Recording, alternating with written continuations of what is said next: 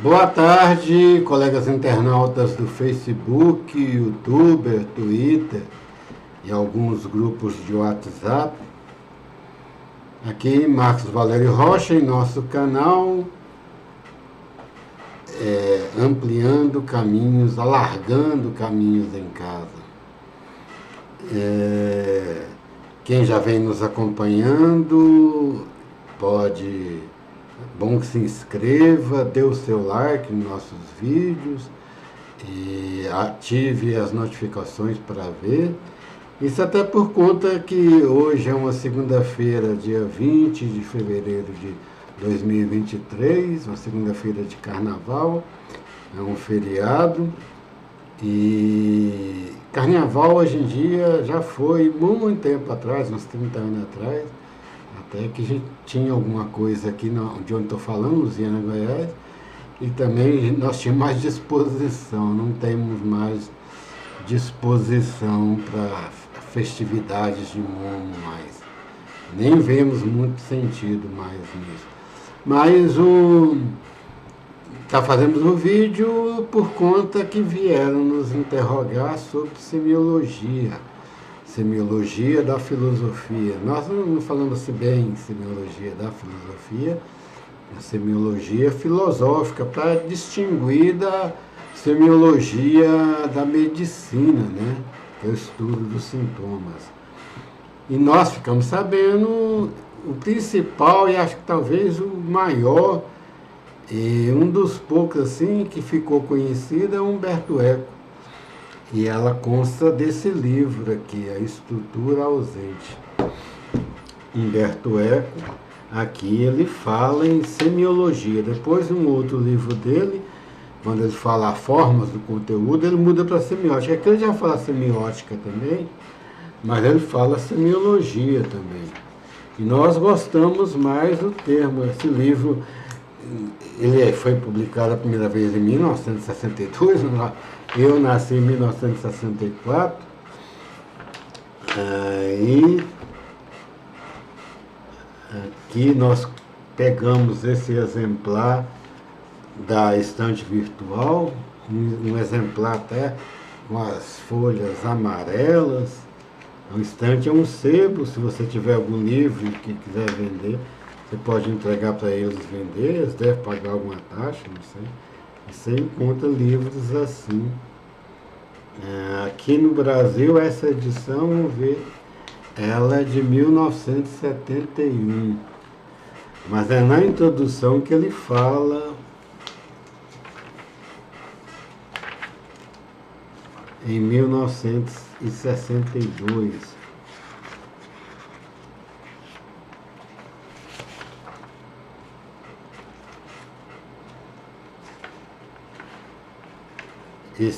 Quem fez a apresentação do livro aqui no Brasil foi a Pérola de Carvalho, não sabemos quem é, mas está aqui, ela fala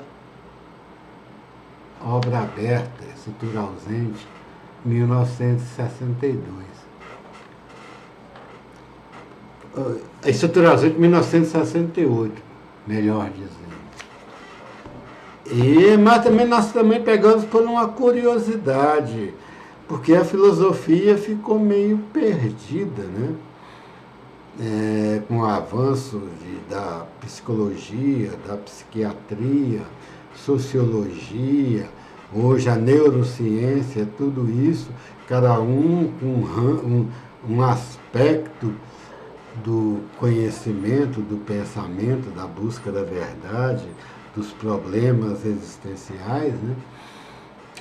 E talvez aqui ele fala essa estrutura que a última grande escola filosófica da época dele era o estruturalismo, né? O último inaugurado com Levi Strauss, né?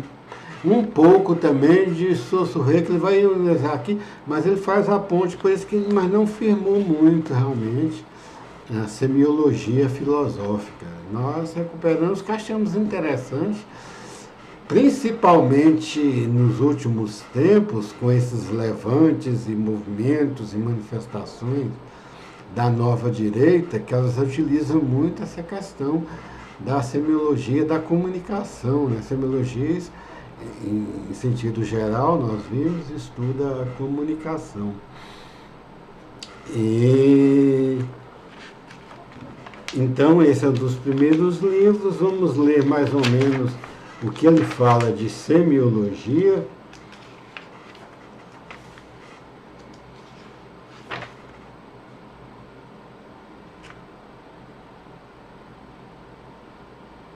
O método, ele já entra direito. Métodos da semiologia. 362. Humberto Eco.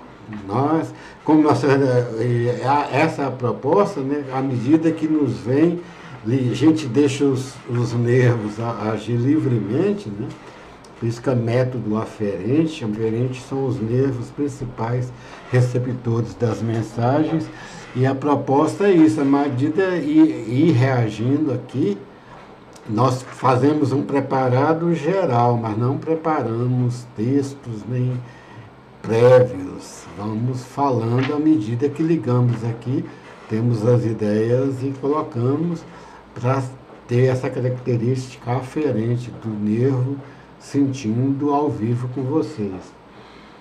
Métodos de semiologia.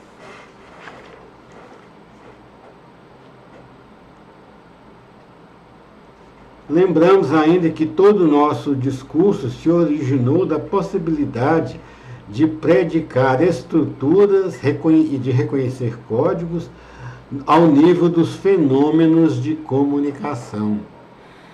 Aqui já uma dica do que é a semiologia, estudar os códigos do fenômeno de comunicação. Uma semiologia operacionalista estabelece um modelo de uma máquina gerativa, que é a cadeia da comunicação examinada. Essa cadeia implica que a mensagem significante no momento em que chega ao destinatário está vazia, mas sua vacuidade não é a da obra vórtice, da obra ausente teorizada na novela crítica. É a disponibilidade de um aparelho significante ainda não iluminado pelos códigos que escolho para se fazer convergir sobre ele. Em que sentido o reconheço como um aparelho significante, iluminando imediatamente no momento em que recebo com alguns códigos de base? Então, a estrutura da comunicação, o estudo da comunicação e do receptáculo, aqui pega o sentido da palavra, pega o sentido do processo semiológico que nós vemos. Tem um signo, tem o significante, que ele chama a atenção, e o significado, a interpretação que o público faz daquele signo. Tem os momentos sincrônicos e os momentos diacrônicos, né? Aí nós pegamos o exemplo das novelas. Então, a semiologia é um ramo da filosofia que estuda as várias formas de comunicação e qual o significado que eles adquirem numa certa cultura, né? E a análise todo o processo do significado em suas sincronias e em suas diacronias. Em suas sincronias é naquilo em que ele estabelece uma mensagem e estabelece modelos que são aceitos pelo ambiente cultural para onde ele é direcionado, e as diacronias em que ele não é aceito, que muitas vezes mudam. Nós demos exemplo aqui no Brasil, vieram as novelas mexicanas, tinha uma fórmula, uma forma de expressividade, tudo, né? A partir que era até meio teatral, tanto que as primeiras novelas aqui no Brasil tinham um aspecto de teatro, era chamada teleteatro, e depois com a novela Beto Rockefeller, saiu daquele ambiente mexicano, tradução e versão de novelas mexicanas para problemas nacionais, de um playboy do Rio de Janeiro, vivido pelo finado e saudoso Luiz Gustavo, grande ator, né? E foi escrita pelo seu irmão, se não me engano, Cássio Gabos Mendes. Irmão é parente, você quer parente, né? dirigido por, se não me engano, Braulio Pedroso e Lima Duarte, Beto Rockefeller. Foi a novela que inaugurou o gênero do Brasil. Depois, isso nós não enfocamos aqui Mulheres de Areia, que estruturou uma narrativa que vem sendo repetida. E a Mulheres de Areia, Beto Rockefeller de 68, 69, Mulheres de Areia de 1973. O problema, o jogo entre a vilã e a mocinha, o príncipe encantado, isso veio sendo, essa fórmula veio sendo repetida, né? E depois nós vimos o conteúdo que representava, nós passamos muito rápido, só que o conteúdo foi ficando mais inserido dentro da cultura popular e passou por uma diacronia, porque as novelas passaram a ser feitas diariamente por conta da demanda, eram rapidamente lançadas e gravadas sequencialmente à medida que o público ia vindo. E à medida da utilização e da recepção do público, oferida pelo Ibope, né, é o primeiro grande instrumento de pesquisa, né, da Rede Globo, e pesquisava o nível de sucesso da sua programação. A partir daqueles resultados do Ibope, muitas vezes a novela começava de um jeito e mudava.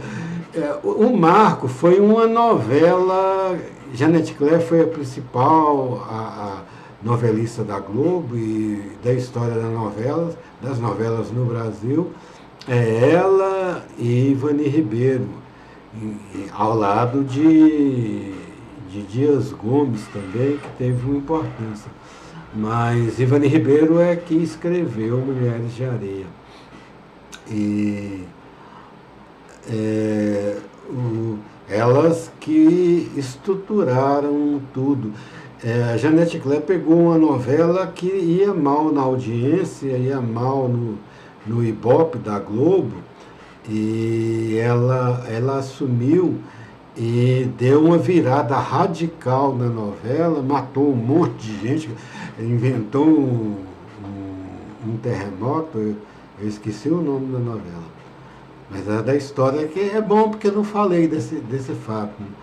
Mas a partir daí é que começou a se preocupar, isso acho que no final de 1969, mais ou menos. Aí se preocupou a televisão, a Globo primeiro e as outras, de acompanhar a oferição do Ibope que a novela tinha, né? E dependendo, se mudava, igual ela mudou radicalmente, se mudava também e passou a ser uma obra aberta. Essa ficou a característica da novela por várias e várias décadas, quase 30 anos, foi assim as novelas. Esse dilema de vilãs e de vilões, né? A princesa e o príncipe encantado, a megera, ou o vilão, né? A vilã e o vilão. E aí depois, em 1980, com Roque Santeiro, apesar de a proposta inicial era de criticar essa dominação dos políticos, a corrupção, com o senhorzinho Malta e coisa, mas o Dias Gomes, para fugir da censura, carregou tanto no aspecto cômico, para não configurar uma denúncia explícita, que a população passou a ver o vilão e a vilã como bem vistas. Aí culminou, em nosso ver, na vilã Mor. Antes, as mulheres eram... Regina Duarte foi a namoradinha do Brasil, né? No Brasil tem os galãs, nos Estados Unidos tem o sex symbol, tudo aqui não tinha muita essa tradição. Mas aí Regina Duarte ficou. E Eva Vilma, ela antagonizava nesse papel com Regina Duarte na outra Rede Tupi, que era concorrente da Globo. Histórias da novela que a gente acompanha. Mas é para ver isso. E como mudou, aí depois a vilã passou até a ser bem vista, principalmente a partir, depois a Odete Roitman, apesar de ter morrido, mas fez muito sucesso, de Gilberto Braga, e depois de João Emanuel Carneiro, a última grande vilã foi a Carminha, de Avenida Brasil, que foi um sucesso estrondoso. De lá para cá, foi se tornando tão cotidiano as novelas e tão marcante, que um final de novela, nós falamos, é igual ao final de campeonato. E agora, de uns tempos depois, principalmente depois da pandemia, essa característica das novelas mudaram. As pessoas ficavam em casa e já vinham tendo o sucesso das séries, a primeira grande sucesso de sucesso popular, e também o desenvolvimento econômico que facilitou a adquisição de, na época, era um videocassete, né, de aparelho tecnológico. Então, muita gente passou a ver séries em casas, sozinho, não tem mais esse clima de reunir família, de reunir, muitas vezes a pessoa vai para o quarto, liga a internet no celular, vê uma sequência de séries.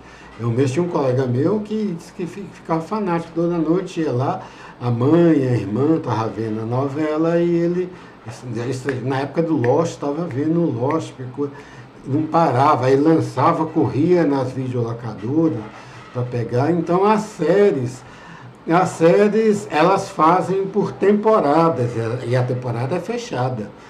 Cada temporada é gravada toda integralmente e lançada, não é igual a novela que era sendo feita. Então isso influenciou na feitura e no modelo das novelas. E a comunicação já não é a mesma coisa, já não tem tanta importância a comunicação em si, né? Hoje em dia tem mais importância, são as redes sociais, o WhatsApp, as mensagens, tudo, né? E a facilidade das pessoas criarem seu próprio ambiente de divulgação de mensagem individual, né? Casou bem com a ideologia burguesa. Por isso, Marx, falava Freud, explica nesse ponto, Freud explica, né, quando ele fala, né, que o meio de produção determina a consciência. Para nós não determina, mas realmente, ultimamente, nessa questão das redes sociais e do celular, elas influenciam muito. Então, para nós é importante recuperar essa semiologia, que é estudo filosófico, né, dos meios de comunicação, a mensagem, a verdade que está ali, ou a não verdade, as fake news, né, o aspecto ideológico, né, do discurso, a semântica do discurso, o aspecto social, cultural, isso que nós fizemos, né, e baseado em tudo isso. Essa é a nossa explicação. Boa tarde a todos, bom carnaval, quem for por lá, juízo, se divirtam, sem excessos, sem brigas, sem intrigas, né? Cada um ter, as mulheres lembrar, né, que sim é sim, não é não, não aceitar muito que nessa época, e tinha uma época que se achava bonito e achava realmente, né?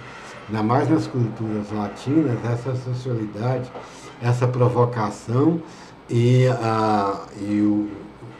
o envolvimento sexual imediato. Hoje em dia nós não estamos mais nisso no mundo e não é possível mais isso, tem de ter um equilíbrio. Então, boa tarde a todos, fiquem com Deus, bom carnaval.